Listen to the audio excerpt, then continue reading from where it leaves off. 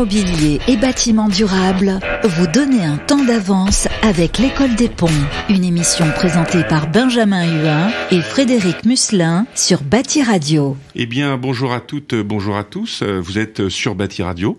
Bienvenue dans votre émission mensuelle Immobilier et bâtiments durables. Vous donnez un temps d'avance avec l'École des Ponts, ParisTech.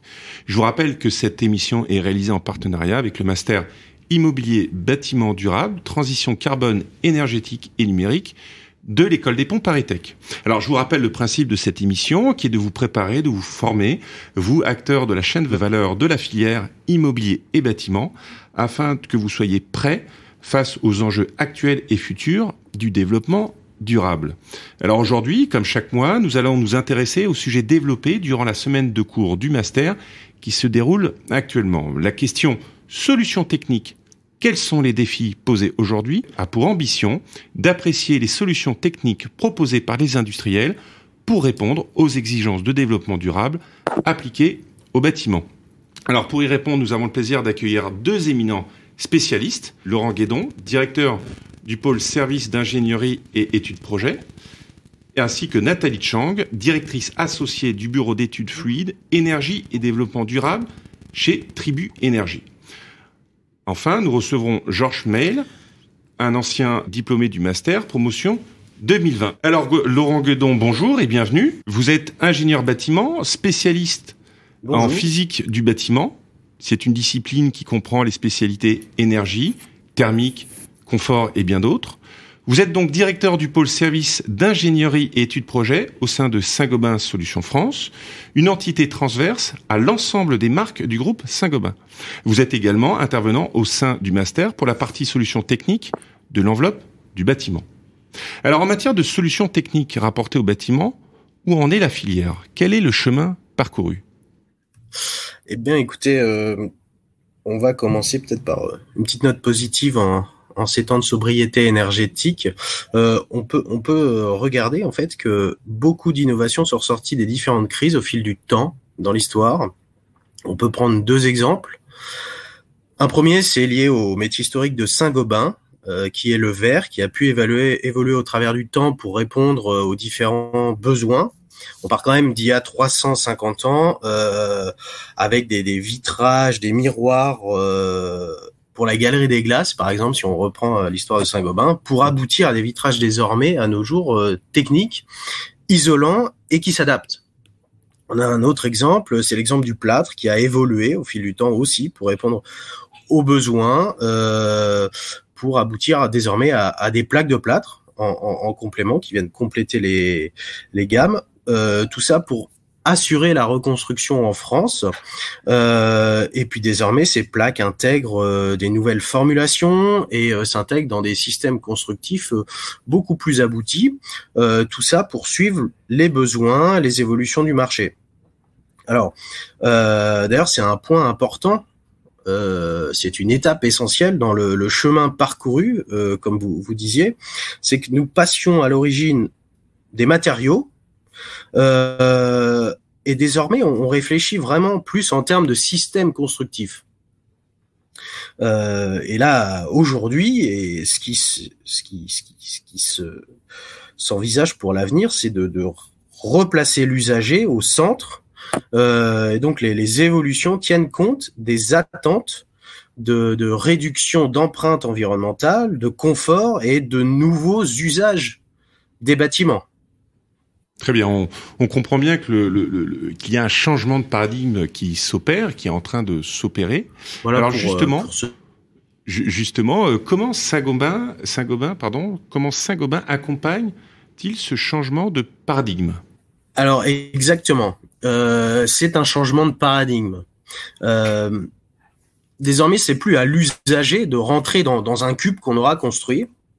Désormais, c'est le bâtiment qui doit répondre aux besoins et aux nouveaux besoins des usagers.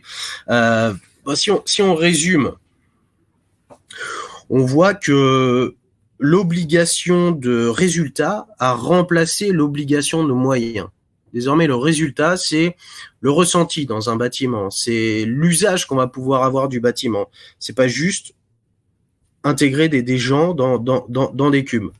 Donc on apporte des gains en termes de confort, en termes d'économie d'énergie. On propose des solutions globales beaucoup plus adaptées et personnalisées à la demande. Par ailleurs, étant donné qu'on est expert en matériaux et en solutions constructives, chez Saint-Gobain, on accompagne aussi les concepteurs des bâtiments dans toute l'appréhension des phénomènes liés à la physique du bâtiment. Voilà, il y a des nouveaux phénomènes, ils ont des phénomènes qu'on commence maintenant mieux à cerner, et donc on doit aider, on aide, c'est un besoin des concepteurs de s'attacher à la vie et à tous les phénomènes liés à la physique du bâtiment, ce qu'on peut résumer par l'ingénierie de l'enveloppe. Voilà, pour répondre un petit peu à ce changement de paradigme. Alors, si on se projette un petit peu, comment les solutions apportées par Saint-Gobain vont-elles évoluer ? On a, depuis longtemps maintenant, un renforcement des exigences énergétiques. Et désormais, là, on a un renforcement beaucoup plus prégnant des exigences environnementales. On parle de la RE 2020, la réglementation environnementale 2020, et on voit que ça répond vraiment à une attente, un besoin. Tout le monde constate les changements climatiques, donc il faut réduire l'empreinte environnementale. On a des attentes beaucoup plus poussées, pointues des professionnels et aussi des usagers qui nous conduisent aujourd'hui et qui vont continuer à nous conduire demain à améliorer toujours plus les solutions constructives grâce aux dernières innovations industrielles, aux process, aux découvertes sur les différents matériaux. D'ailleurs, quand on parle découverte, innovation, on a la chance chez Saint-Gobain d'ailleurs d'avoir pas loin de 4000 chercheurs, 3700 exactement, qui se répartissent sur 8 centres de recherche, et donc ils nous déposent 400 brevets par an. Donc c'est une grosse force de frappe et ça montre que on a une ambition pour répondre à une demande forte du marché. Et puis un deuxième point sur les évolutions futures, c'est le développement de services attachés aux solutions.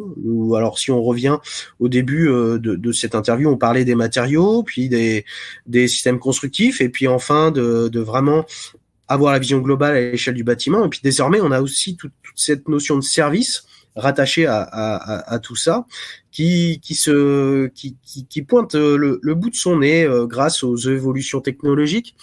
Notamment, on peut citer la réalité virtuelle qui permet de faire de l'aide à la conception avec des rendus physico-réalistes qui intéressent pas mal de maîtres d'œuvre, de maîtres d'ouvrage également. On peut voir aussi des aspects innovants à travers la réalité augmentée qui permet d'avoir des solutions pour faciliter la pose des solutions constructives dans les bâtiments par les entreprises, par les artisans. Et puis, on a aussi l'émergence maintenant de tous les outils de modélisation, du BIM qui commence à s'implanter de plus en plus et qui offre pas mal de possibilités. Voilà sur les quelques évolutions qu'on peut noter. Eh bien, merci beaucoup pour votre éclairage sur les réponses apportées donc par Saint-Gobain qui, on l'aura compris, vont bien au-delà des solutions techniques en intégrant plus généralement l'accompagnement de notre filière. Merci Benjamin. Nathalie Chang, bonjour et bienvenue. Bonjour. Vous êtes ingénieure énergéticienne, directrice associée du bureau d'études thermiques Tribu Énergie, qui est un bureau d'études fluide, énergie et développement durable, spécialisé dans la conception et la réhabilitation de bâtiments et de zones urbaines très performants et à énergie positive, dans le cadre d'une démarche environnementale ambitieuse. Vous êtes conseil auprès des pouvoirs publics et d'industriels sur la mise en place et l'évolution des réglementations thermiques et pilote du GT modélisateur RE 2020. Vous êtes intervenante au sein du master pour la partie solutions techniques de l'enveloppe du bâtiment. Vous avez également contribué à la rédaction de l'ouvrage Immobilier et bâtiments durables, réussir la transition carbone et numérique aux éditions Erol, co-dirigé avec Dominique Naert, le directeur du master. Alors j'ai envie de vous poser une première question. Nathalie, En quoi consiste votre métier? Quel est votre métier? Et comment agissez-vous? Quel est votre impact sur les solutions techniques? Eh bien, en tant que bureau d'études, donc fluide, énergie, développement durable, nous sommes amenés au quotidien à identifier les solutions techniques qui sont les plus adaptées aux bâtiments sur lesquels nous allons intervenir. Soit sur nos missions de maîtrise d'œuvre en tant que prescripteur direct, soit en assistance à maîtrise d'ouvrage. Et dans ce cas-là, nous challengeons les équipes de conception à sortir de leurs habitudes. Et ça peut être d'ailleurs soit sur des opérations de construction neuve, et là, à la limite, on part d'une plage blanche, donc les solutions sont multiples, soit sur des opérations de rénovation, et dans ce cas-là, il faut s'adapter aux contraintes existantes. Nos recommandations vont porter aussi bien sur les sujets d'enveloppe que celles des systèmes énergétiques. Et donc, nous sommes en veille permanente de ces solutions innovantes. Nous sommes également en contact avec des industriels que nous accompagnons pour des missions de conseil ou de montage de dossiers titre 5 pour que leurs innovations soient prises en compte et valorisées dans le cadre des réglementations énergétiques et environnementales. D'accord, très bien, merci. Quels sont les challenges et difficultés éventuelles auxquels vous faites face dans votre activité, dans vos missions?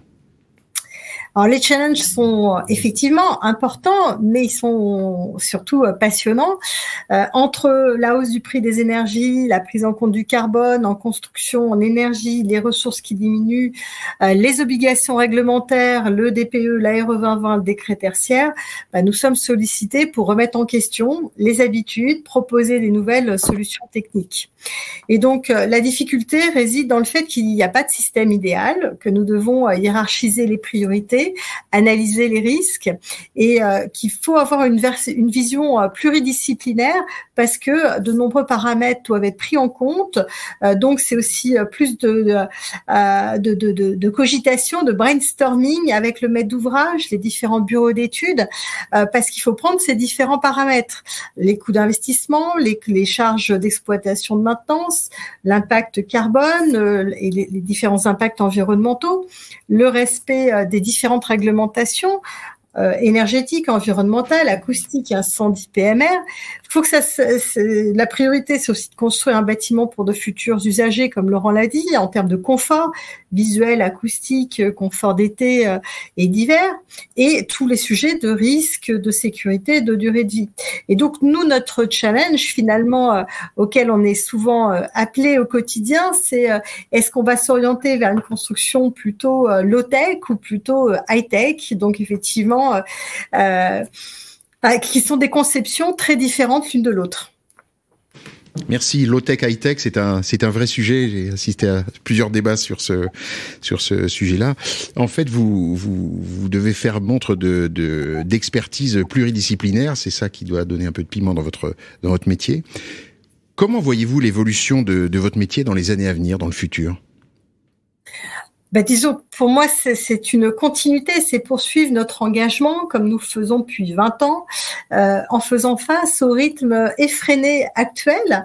C'est accompagner nos projets pour aller au-delà et notamment aller vers plus de frugalité, intégrer le sujet de l'économie circulaire. Et puis aussi, on compte également sur les filières parce que nous, tout seuls, en tant qu'ingénierie, on ne peut pas tout faire et donc on aimerait bien effectivement que les filières s'organisent, notamment pour un mix énergétique avec un développement rapide et massif du biométhane. Pour des constructions bas carbone, c'est l'organisation de filières locales avec des circuits courts et la décarbonation importante des produits industriels. Et finalement, je dirais, ce qui est important, c'est qu'il y a aujourd'hui beaucoup de dispositifs réglementaires comme la RE 2020, le DPE, le décret tertiaire, qui vraiment nous poussent dans tous les sens pour aller au-delà en termes de performance. C'est qu'il ne faut pas prendre ces dispositifs comme des contraintes, mais plutôt comme des opportunités. Merci beaucoup. Merci Nathalie pour votre éclairage. On perçoit bien à la fois la différence et les complémentarités entre votre activité et celle de Laurent. Merci beaucoup. Bien, merci Frédéric. Alors aujourd'hui, comme promis, nous recevons Georges Smail, qui est Software Asset Manager au sein du groupe Aegis. Et donc je rappelle que Georges est diplômé du master promotion 2020. Alors là, ma première question, Georges, est la suivante. Qu'est-ce que le master vous a apporté dans l'exercice de votre métier et également à votre entreprise? Alors bonjour à toutes et à tous, et très honoré d'être invité, d'être à la suite de deux éminents professionnels comme tu l'avais indiqué tout à l'heure. En fait, ça s'inscrit dans je dirais toujours dans une gestion de poursuite, du moins de carrière professionnelle. Et troisième partie. Et je voulais, dans cette troisième partie, travailler dans des domaines qui me passionnent depuis très très longtemps, qui sont l'architecture, l'urbanisme. Et donc je recherchais une formation qui était en même temps transverse et qui embrassait en fait tout ce qui touchait aux problématiques d'aujourd'hui, puisqu'on est dans une crise aiguë liée à des sujets qui tournent autour du climat, de la pollution, du carbone, et je voulais avoir donc une formation qui me permette dans un temps qui soit contenu, qui puisse me permettre de continuer à travailler, d'embrasser justement toutes ces problématiques et avec des spécialistes reconnus. Et c'est pour ça qu'en fait, mon choix s'est porté sur le master spécialisé de l'école des ponts. Et par rapport aux thématiques qui ont été abordées, moi je considère que, alors je précise que je suis pas un professionnel du bâtiment, de la construction. Je suis un informaticien de formation. Et grâce à cette formation, en fait, ça m'a permis de ne plus être hors sol, de ne plus parler que de théorie et d'être très très concret quand on aborde ces problématiques quand on parle de problématiques de crise. Quelles sont les solutions qu'on peut apporter? Donc ça m'a permis en fait surtout, je dirais, de rendre concret quelque chose, une culture qui était plutôt peut-être livresque ou qui était plutôt liée, qui était plutôt liée à des informations qui venaient certes qui provenaient des sources vérifiées, de professionnels, mais sans faire le rapport, du moins sans voir, sans disposer d'un point de vue de professionnels reconnus dans le domaine. Voilà. Et donc ce master a permis de créer un pont entre mon expérience d'informaticien et celle que je voulais poursuivre dans les domaines que j'ai évoqués précédemment. Et c'est pour ça que je travaille chez Aegis, parce que je considère que en tant que bureau d'études généraliste de classe mondiale, là c'est un terrain de jeu extrêmement intéressant dans lequel on a énormément de compétences, de sujets qui touchent à tout ce dont je viens de discuter. Alors, je suis toujours effectivement dans la branche informatique, si je puis m'exprimer ainsi, mais toujours dans un lien permanent avec les professionnels. Merci Georges. Et est-ce que vous pouvez nous préciser le sujet de la thèse que vous avez réalisée, ainsi que les raisons de ce choix? Alors c'est toujours en lien effectivement avec mon métier d'informaticien, donc avec l'école des ponts et en particulier Dominique Naert. Il fallait trouver un sujet qui ait du sens, donc entre mon métier et qui soit une proposition de valeur pour l'entreprise, pour Aegis. Et c'est pour ça que en fait on a identifié une thématique qui était celle de la numérisation des processus dans le domaine donc de la construction et du bâtiment. Et donc ma thèse professionnelle a eu pour projet justement de proposer une solution en lien direct avec les métiers d'Aegis, mais toujours avec cette fameuse toujours ce lien avec l'informatique. Et donc voilà, le sujet de cette thèse, donc c'était vraiment la numérisation des processus, donc dans le domaine du bâtiment et de la construction. Donc en fait, c'était effectivement apporter des propositions, donc apporter un point de vue d'un informaticien dans des métiers qui sont qu'on considère comme des activités qui sont assez silotées. Donc, et comment la numérisation ou l'informatique, pour rester toujours sur une thématique générale, peut apporter des solutions pour améliorer la productivité, également être beaucoup plus agile. Donc au-delà du terme qui est un petit peu banalisé, faire en sorte en tout cas qu'on ait des gains de productivité qui soient qui approchent ceux de l'industrie. Donc c'est là où on a parlé effectivement de construction hors site, on a parlé de préfabrication, et on a également proposé, donc je proposais dans cette thèse une solution qui permette justement d'améliorer les manières de travailler ou les échanges avec les métiers qui sont exercés chez Egis. Voilà. Eh bien, merci beaucoup Laurent, Nathalie et Georges pour vos témoignages très instructifs. Alors, nous vous retrouvons cette semaine au Master pour approfondir, bien sûr, ces thèmes passionnants. Nous rappelons à nos auditeurs la parution de l'excellent livre « Immobilier et bâtiments durables. Réussir la transition carbone et numérique » aux éditions Erol.